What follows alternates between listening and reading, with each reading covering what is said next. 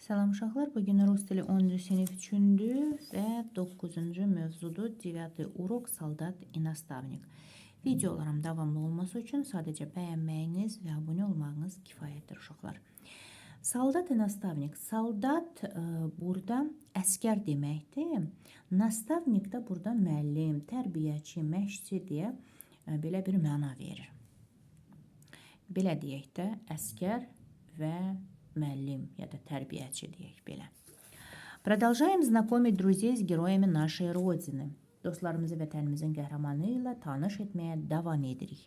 Наши сверстники должны знать их имена. Bizim həm deməli yaşlılarımız onların adlarını bilməlidir. Он родился в городе Баку. O Bakı şəhərində anadan olubdu. Работал лаборантом на кафедре философии. Fəlsəfə kafedrasının laborant vəzifəsində çalışıbdı. Добровольно вступил в национальную армию. Könüllü olaraq milli orduya demək sıralarına daxil olubdu. Действовал не только как солдат и наставник, но и как разведчик. O təkcə əskər və müəllim kimi deyil, həm də kəşfiyyatçı kimi fəaliyyət göstərib. Əlbəttə ki, Məzahir Rüstəmovdan söhbət gedir. İndi mətni oxuyaq, ondan sonra da deməli suallara cavab verərik. Так.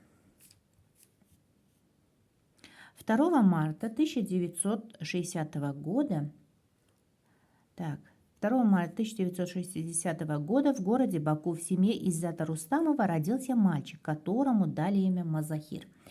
Deməli, deyir ki, 1960-cı ildə martın 2-sində Bakıda İzzət Rüstəmovun deməli Mazahir adlı oğlan uşağı dünyaya gəlir. Он окончил школу номер 32 Незаминского района города Баку и поступил на исторический факультет Азербайджанского государственного университета. Deməli, Bakının Nizami rayonundakı 32 nömrəli məktəbi bitirib Azərbaycan Dövlət Universitetinin Tarix fakültəsinə daxil olubdu. С отличием закончил учебу в высшем учебном заведении и начал работать старшим лаборантом на кафедре философии Азербайджанского инженерно-строительного института.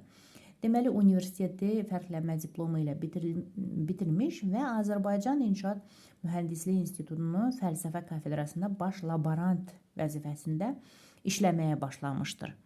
Затем стал работать в Министерстве печати в должности заведующего отделом связи с зарубежными странами.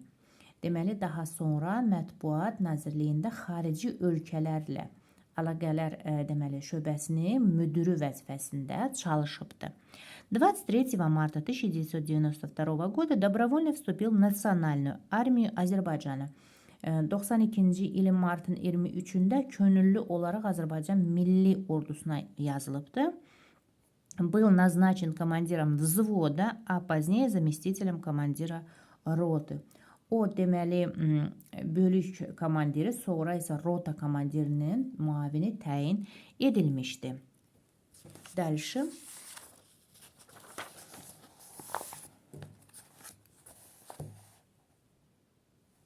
5 августа 1992 года противник перешел во внезапное наступление, чтобы захватить село Mutudərə Gədəbəyskого rayonu. Deməli, 92-ci ilin avqustun 5-də düşmən Gədəbəy rayonu, deməli, Mutudərə kəndinin tutmaq üçün qəfil hücuma keçdi. У противника было около 1000 солдат, 4 танка и 14 бронемашин. Deməli, düşmənin 1000-ə yaxın əskəri, 4 tankı və 14 zirehli texnikası var idi. Так, первый удар принял на себя отряд старшего лейтенанта Mazahira Rustamova. Deməli, birinci hücumun ən ağır, belə deyək də, yükünü baş leytenant Mazahir Rustamovun bölməsi çəkdi. Бойцы его отряда создали условия для выхода мирного населения из села и спасли большое количество людей от смерти. Deməli, onun bölməsinin döyüşçüləri dinc əhalinin deməli kənddən qaçmasına, yəni çıxmasına şərait yaradıb, xeyli insan ölümdən xilas deməli ediblər onlar. В неравном бою Mazahir Rustamov героически погиб и посмертно был удостоен звания национального героя Азербайджана. Deməli, Bu qeyri-bərabər döyüşdə Məzahir Rüstəmov qəhrəmancasına həlak olur və ölümündən sonra Azərbaycan milli qəhrəmanı adına layiq görülmüşdü. Belə. Tak. Uşaqlar, yeni sözlərimiz var. Gəlin onlara da baxaq. Nastavnik, instruktor, uçitil. Burada dediyim kimi tərbiyəçi, müəllim, məşqçi deyə tərcümə edə bilərik. Заведующий, управляющий, rukovodящий, yəni müdür, rəhbər. Зарубежный, иностранный, yani xarici deməkdir. Заместитель, помощник, muavin. Внезапное наступление, неожиданная атака, yani qəfil hücum edəndə внезапное наступление ilə ataka deyirlər. Создали условия, yani помогли, burada kömək etdilər, şərait yaratdılar deyə bu şəkildə. Tak.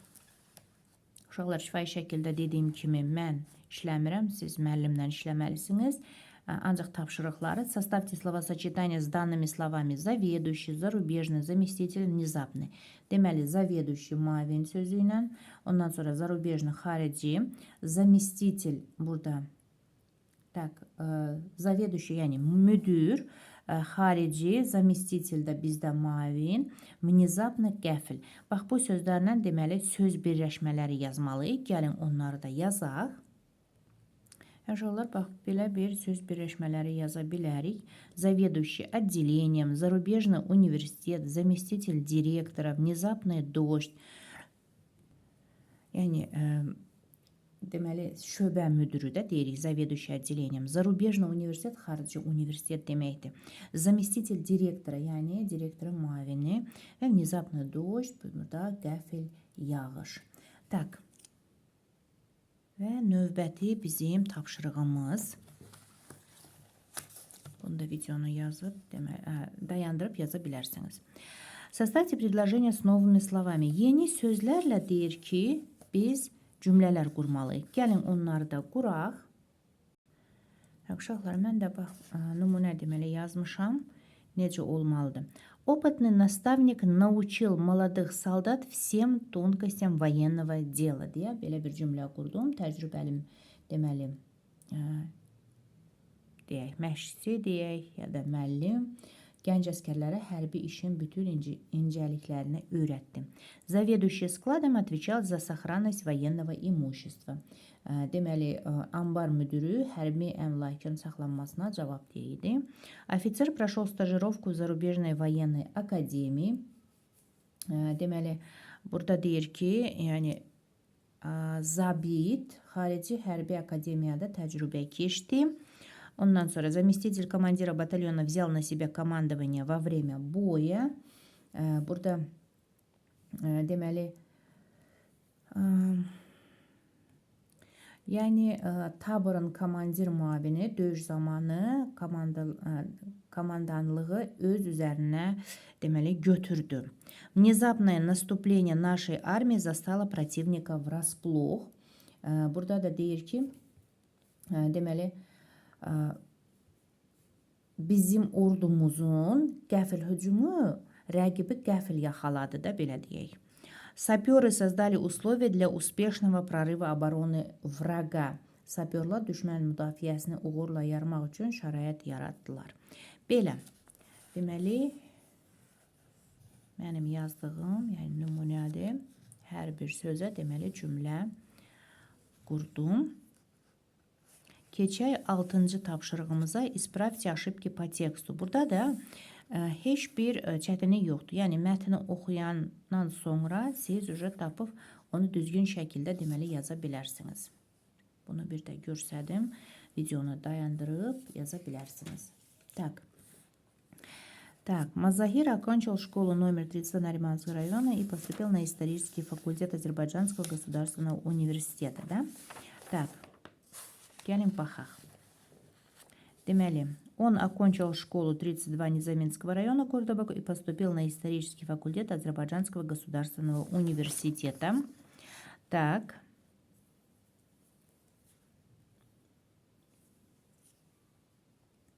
Burada səhv Narimановского yazılıbdı. Amma biz bilirik ki, Nizamинского rayona deyə yazılmalıdır.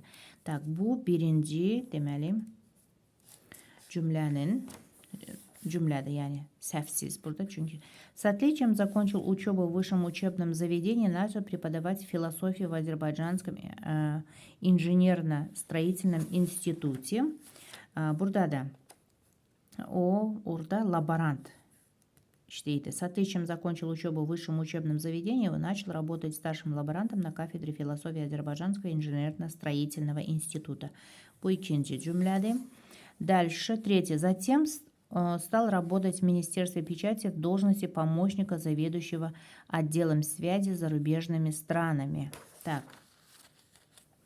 Затем, затем стал работать в Министерстве печати в должности заведующего отделом связи с зарубежными странами. Так.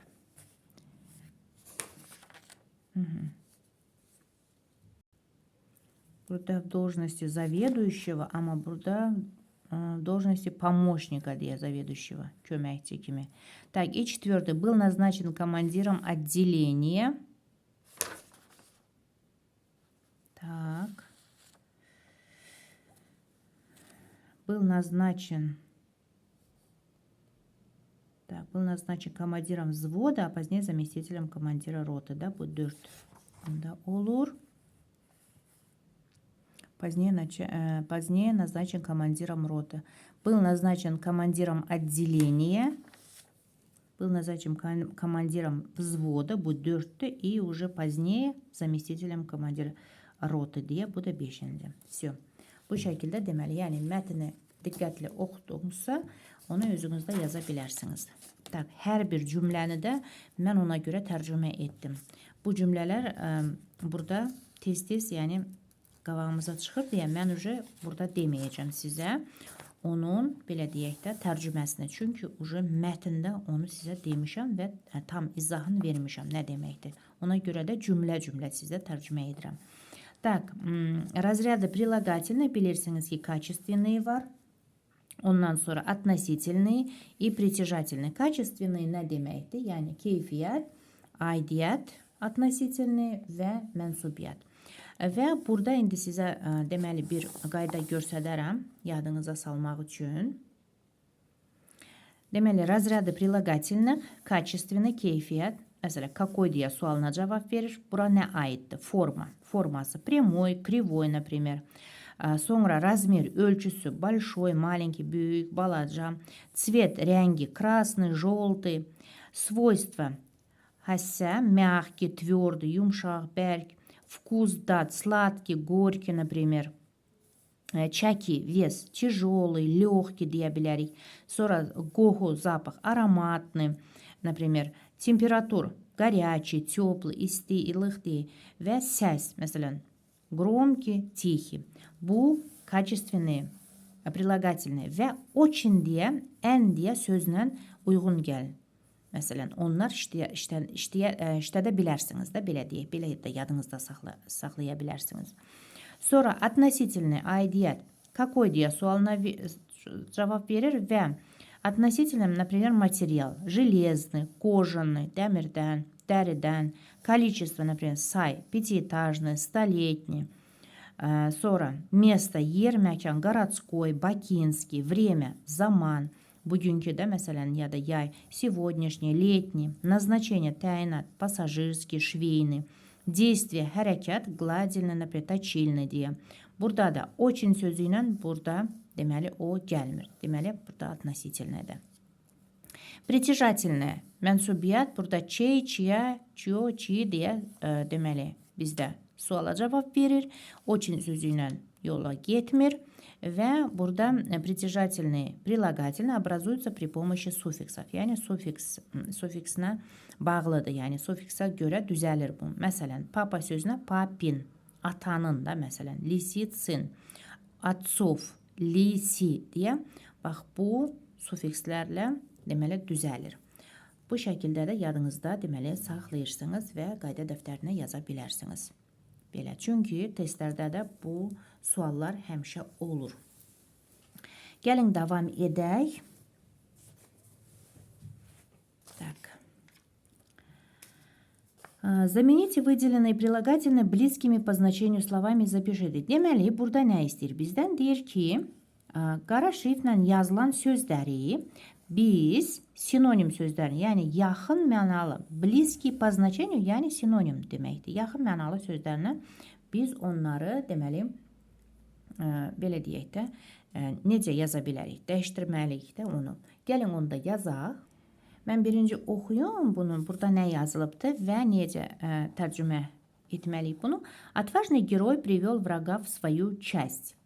Deyir, cəsur qəhrəman düşməni öz bölüyünə gətirdim. Осенью у полей и лугов особенно печальный вид. Payızda tarlalar və çəmənlər xüsusilə kədərli görünür. Все еще стоит прекрасная погода. Hava hələ də yaxşıdır. Отважный sözünü biz necə sinonim yazmaq? Смелый, храбрый, бесстрашный, yəni cəsur deməkdir. Yəni biz deyə bilərik, məsələn, смелый герой привел врага в свою часть, или храбрый герой deyə, bax bu şəkildə. Sonra печальныйdir, печальный kədərli, грустный, унылый, тоскливый deyə bilərik. Bu sözlə əvəz edə bilərik. Прекрасная, чудесная, замечательная, великолепная, yəni gözəl havada, məsələn, чудесная погода deyirik, замечательная, великолепная deyə. Bax bu şəkildə biz deməli yaxın mənalı sözləri yaza bilərik. Так, 11-də подберите антонимы к данным прилагательным и запишите. Sifətlər verilibdir burada və biz onlara antonim, yəni əks mənada olan. Məsələn, pasmurnu, bulutlu. Gəlin onu da yazaq. Так. Pasmurnu, ясный, солнечный, bulutlu və günəşli. Məsələn, тяжелый, ağır, lегкий, yüngül. Грустный, kədərli, веселый, şən. Смелый, cəsur, trusливый, qorxaq. Жесткий, deməli, möhkəm, bərk, məhki də yumşaq. Bax, bu şəkildə deməli biz yazmalıyıq. Дальше. Так, замените словосочетание по образцу. Burada mənsubiyyət deməli sifətdə yazılıbdır. Притяжательный, прилагательный və biz onu deməli dəyişməliyik. Məsələn, Dedov кабинет, кабинет деда kimi də. Yəni Dedov кабинет burada притяжательный kimi yazılıbdır. Кабинет деда, yəni babamın kabineti deyə. Hamısında o şəkildə yazmalıyıq. Gəlin onları da yazaq. Так.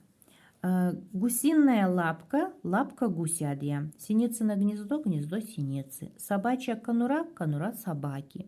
Волчья пасть, пасть волка. Лисья нора, нора лисы. Оленьи рога, рога оленя. Змеиный яд, яд змеи. Кошкин дом, дом кошки. Мышиный хвостик, хвостик мыши. Дальше медвежья лапа, лапа медведя. Мамин халат, халат мамы.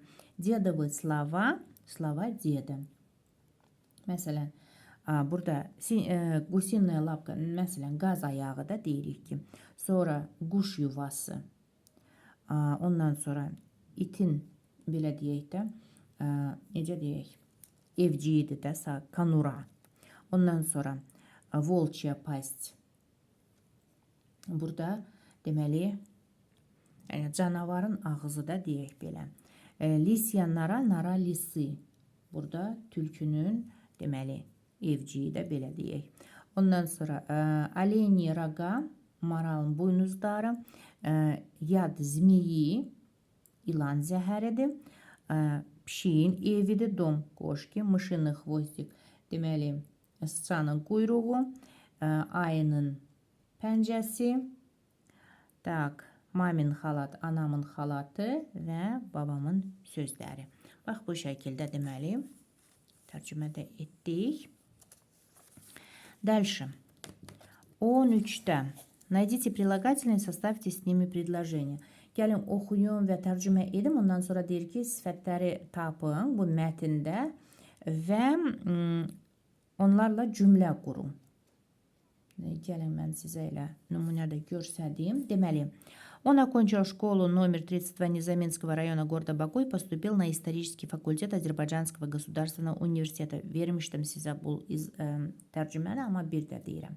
Bakının Nizami rayonundakı 32 sayılı məktəbi bitirib Azərbaycan Dövlət Universitetinin Tarix fakültəsinə daxil olubdu. Дальше. Затем стал работать в Министерстве печати в должности заведующего отделом связи с зарубежными странами. deməli, daha sonra Mətbuat Nazirliyində xarici ölkələrə əlaqələr şöbəsinin müdürü vəzifəsində işləməyə başlayıbdı. 5 августа 1992 года противник перешел во внезапное наступление, чтобы захватить село Mutudare Qadebeyskого rayona. Deməli, 92-ci il avqustun 5-də deməli düşmən Qədəbəy rayonu Mutudare kəndini tutmaq üçün qəfil hücuma keçdi. Первый удар принял на себя отряд старшего лейтенанта Mazahira Rustamova. Deməli, ilk zərbəni baş leytenant Mazahir Rustamov deməli dəstəsi aldı. Ondan sonra бойцы его отряда создали условия для выхода мирного населения из села и спасли большое количество людей от смерти. Və onun dəstəsi döyüşçüləri dinc əhalinin kəndi tərk etməsinə şərait yaratdılar və xeyli sayda insanı ölümdən xilas etdilər. Və gəlin indi buradan deməli sifətləri yazaq və onlarla cümlə quraq. Так. Və burada yazdım.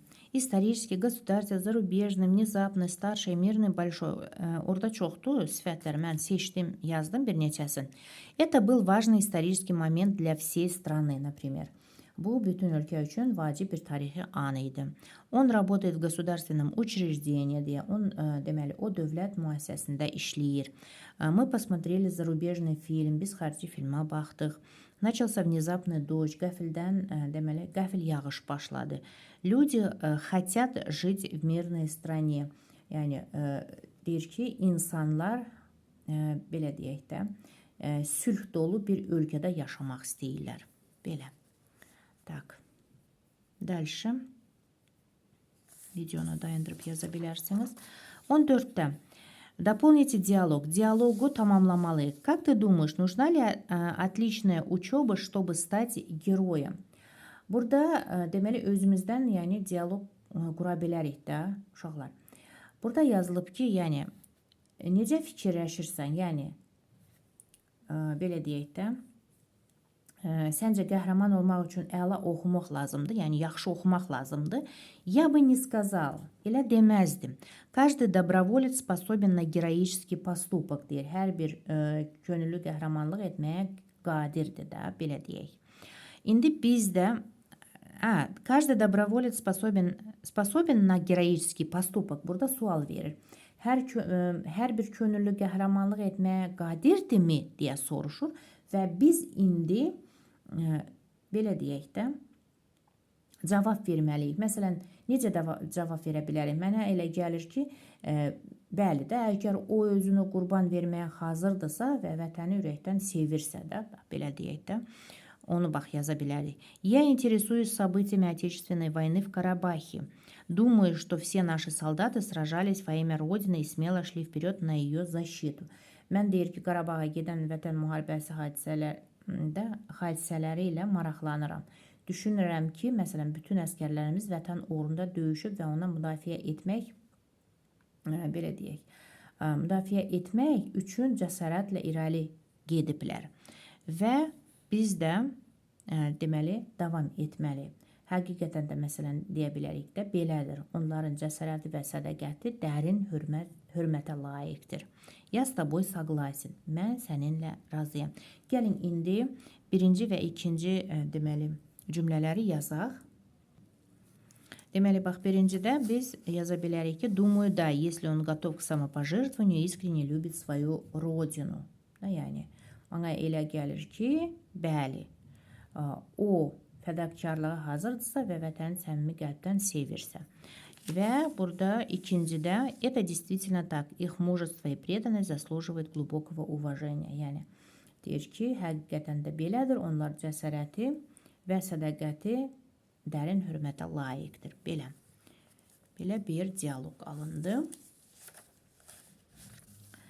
Və bizdə qaldı deməli mətnimiz. Onu da oxuyum və tərcümə edim. Görək söhbət burada nədən gedir. В ночь с 25 на 26 февраля 1992 года Armeniya совершила геноцид против азербайджанского населения в Xocalı. 92-ci il fevralın 25-nə 26-sına keçən gecə Ermənistan Xocalda Azərbaycanlı əhaliyə qarşı soyqırım törədibdi. В 1993 году военная агрессия со стороны Армении, а также возникновение в Азербайджане угроза гражданской войны, хаос поставили страну на грань распада. Deyir ki, deməli 93-cü ildə Ermənistanın hərbi təcavüzü Azərbaycanda vətəndaş müharibəsi və xaos təhlükəsi ilə yanaşı ölkəni dağılma həddinə çatdırdı. Именно в этот критический момент азербайджанский народ увидел спасение в своем гениальном сыне, мудром государственном деятеле, общенациональном лидере Гейдаре Алиеве. Deməli, məhz bu böhranlı məqamda Azərbaycan xalqı necədir öz dahi oğlu müdrik dövlət xadimi ümumi lider Heydər Əliyevdə gördü. Deməli, 12 мая 1994 года было достигнуто соглашение о прекращении огня. Deməli, 12 mayın 12-sində, deməli 94-cü ilin mayın 12-sində ateşkəs əldə olunubdu. К тому времени в результате военной агрессии со стороны Армении были оккупированы 20% территории Азербайджанской республики. Deməli, həmin vaxta qədər Azərbaycan Respublikasının ərazisinin 20% Ermənistanın hərbi təcavüzü nəticəsində işğal olunubdu. В 2020 году в ответ на попытку военной агрессии противника азербайджанская армия перешла в контрнаступление и смогла уничтожить вражескую армию, разбить ее и освободить наши оккупированные территории. 2020-də, deməli, 2022-ci ildə düşmənin hərbi təcavüz cəhdinə cavab olaraq Azərbaycan ordusu əks hücuma keçərək düşmən deməli ordusunu darmadağın edib və işğal altında olan torpaqlarımızı azad edibdir. Belə uşaqlar, sağ olun, görüşərik.